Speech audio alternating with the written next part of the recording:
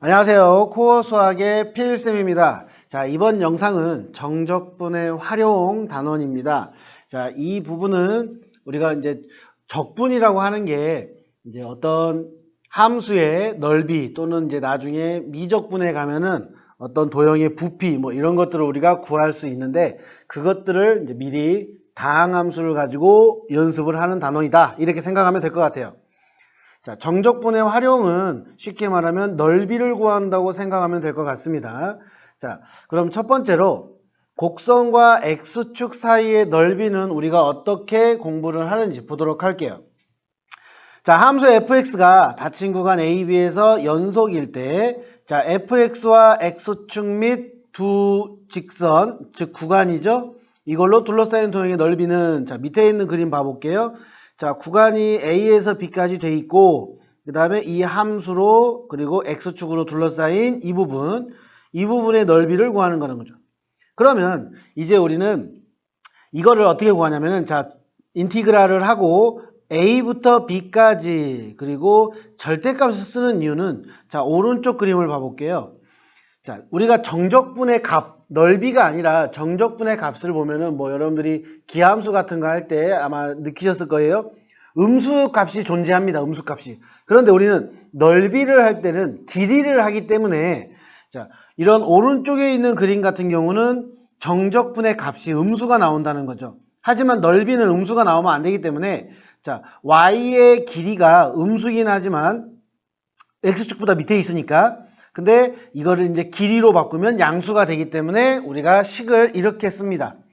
넓이는 인티그랄 a에서 b까지 절대값 fx, 이렇게 우리가 이야기를 하고, 만약에 그 fx가 x축보다 위에 있으면 그냥 fx 하면 되고, 그 다음에 fx가 x축보다 아래에 있다면 당연히 이제 식 자체가 이런 식이 되겠죠.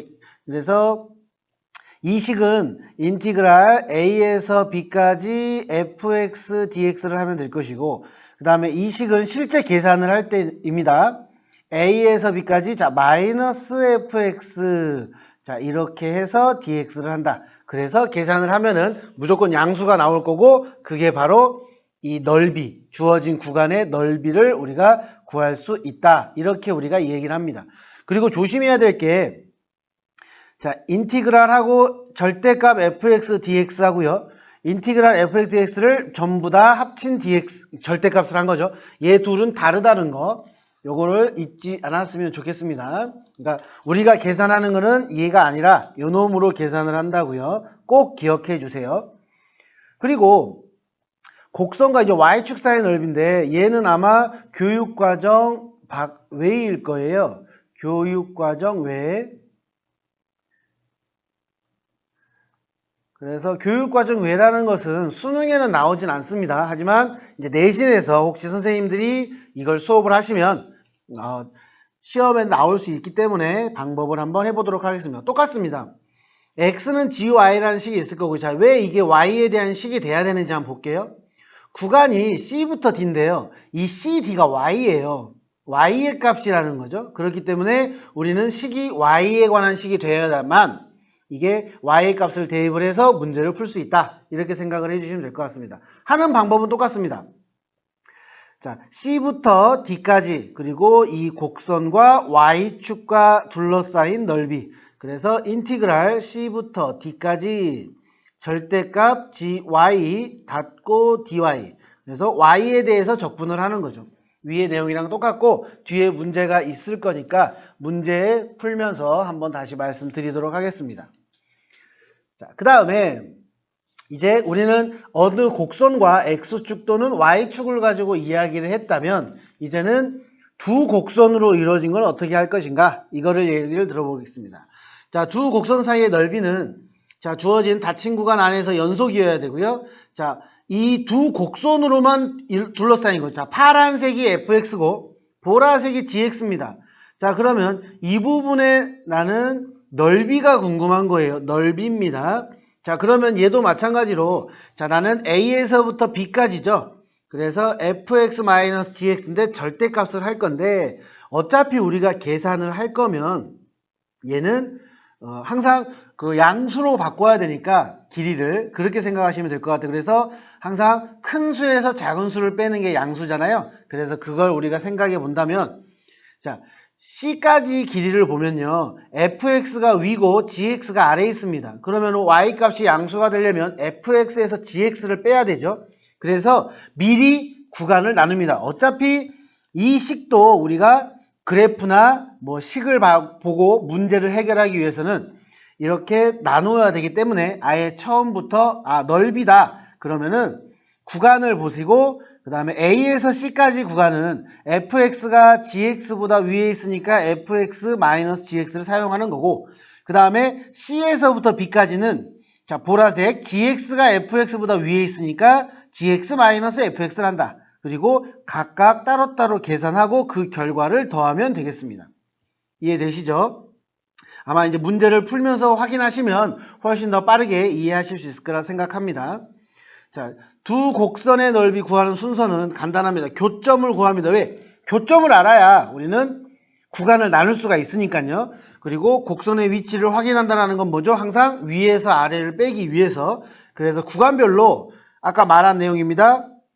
위 곡선에서 아래 곡선을 뺀 식, 이 식으로 계산을 한다는 거죠. 그리고 그 계산한 것들의 합을 구한다.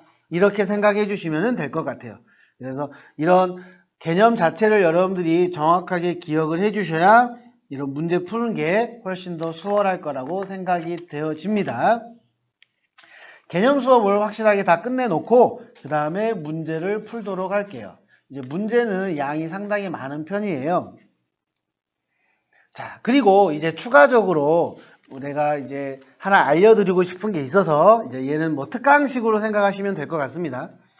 자, 2차 함수 그래프와 넓이라는 식인데, 자, 2차 함수가 있는데, 자, 이렇게 x는 x-알파, x-베타다. 그러면 이걸 우리는 두 근이라고 이야기하잖아요. 두 근. 그죠? 자, 그래서 x축과의 교점이 알파하고 베타가 된다. 그러면 이제 그래프하고 x축으로 둘러싸인 통의 넓이를 s라고 한다면, 그럼 여기서는 요 밑부분, 여기는 요 윗부분이 되겠죠. 그때는 자, 우리가 똑같이 계산을 할 텐데 그냥 계산을 하시면 됩니다. 그래서 아래쪽에 있을 때는 얘가 마이너스 fx로, 위쪽에 있을 때는 그냥 fx를 하면 되는데, 자, 조건을 본다면 첫 번째 얘가 2차식일 때만 되고요. 그 다음에 두 번째 그 2차식의 두 근이 구간이 돼버릴 때 알파 베타. 그래서 그렇게 되면은 이 두 조건을 충족시키면 무조건 이 공식을 사용하면 그 부분의 넓이를 구할 수 있다. 이 이름이 포물선 킬러의 공식이다. 이렇게 얘기합니다. 제가 만든 게 아니고요. 원래 있는 이름입니다. 그래서 포물선 킬러 공식을 이용하면 우리가 적분을 하면서 계산을 해야 되는 식들이 매우 간단하게, 정말 간단하게 문제를 풀린다. 여기서 A는 여기 최고차항, 2차항의 개수입니다. 그래서 베타가 알파보다 항상 크다라고 할 때 베타 큰 거에서 작은 걸 빼고 세제곱. 이렇게 기억을 해주시면 될 것 같아요. 그래서 포물선 킬러 공식은 조건을 만족해야 됩니다. 2차식일 때만 사용을 하고 그 다음에 그 두 근이 2차 함수의 두 근이 바로 구간이 될 때만 포물선 킬러 공식을 써서 빠르게 답을 찾을 수 있다. 그러니까 6분의 절대값 A 그리고 베타 마이너스 알파의 세제곱, 이 내용을 여러분들이 기억해 주시면 될 것 같아요. 마찬가지로 2차 함수 두 개가 있어요. fx가 있고 그 다음에 gx가 있다고 할 때 이렇게 되어진 부분이 우리는 궁금하다는 거죠. 그죠? 자, 그러면 이거를 한쪽으로 몰아버리면, 식을 하나로 바꿔버리면, 그러니까 fx하고 gx의 교점이 바로 근이 되니까요. 그러면 fx-gx라는 또 다른 하나의 2차식이 되겠죠. 자, 그래서 그 두 근이 알파 베타예요. 그럼 뭐예요? 2차 함수고 그 다음에 두 근이 구간이고, 그러면 나는 똑같이 하면 되는데 이제 어차피 2차식이라는 걸 알기 때문에 자, 요거를 이용한다는 거죠. 바뀐 게 뭐냐면 요거밖에 없습니다. 뭐냐면은 최고차항끼리 계산이 될 거 아니에요. 그래서 a-a' 얘는 최고차항 개수입니다. 이렇게 넘겼을 때. 그리고 나머지 근은 알파 베타니까 그 내용으로 우리가 넓이를 풀면 된다. 그렇게 생각해 주시면 될 것 같아요. 이해되시죠? 얘도 같은 포물선을 킬러 공식입니다. 뭐 이걸 따로 외우셔도 되고 아니면 이렇게 옮겨서 위에 했던 것처럼 이 공식으로 문제를 푸셔도 되고 그건 여러분들이 체크하셔서 확인했으면 좋겠습니다. 자, 그 다음에 또 자, 이거는 우리가 앞에서 배운 우함수라든지 기함수를 활용해서 하는 건데 자, 2차 함수라는 것 자체가 이제 저는 2차 함수의 제일 중요한 게 축이라고 생각을 합니다.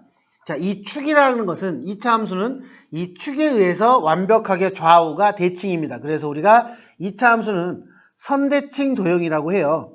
선대칭 도형. 자, 그러면 우리가 두 근이라고 할 때 알파하고 베타가 있을 거고 그리고 두 근의 중점이 M인데 걔가 대칭축이 될 때 이렇게 얘기를 하는 거죠. 대칭축일 때. 그러면 대칭축이면 이 부분 S1과 S2가 넓이가 같다. 그래서 어느 한쪽을 구하고 곱하기 2를 해도 그 값은 전체 넓이와 똑같다. 이런 내용들을 말씀드리고 싶었어요. 자, 그 다음에 이제 3차 함수도 얘기를 해볼게요. 3차 함수도 넓이를 구하는 거잖아요. 넓이. 자, 넓이 또는 정적분의 값. 이렇게 이제 얘기를 하는 거죠. 자, 세 점이 만날 때, 즉 3차 함수에 서로 다른 세 실근이 있는 경우입니다. 이 경우는. 그러니까 약간 기함수 느낌이라고 생각하시면 될 것 같아요. 그런데 고맙게도 제일 작은 근하고 제일 큰 근의 합의 중점이 그죠? 이 두 근의 중점이 M일 때, 요 M이 또 다른 하나, 마지막 하나 있는 근이 제일 큰 근과 제일 작은 근의 합이,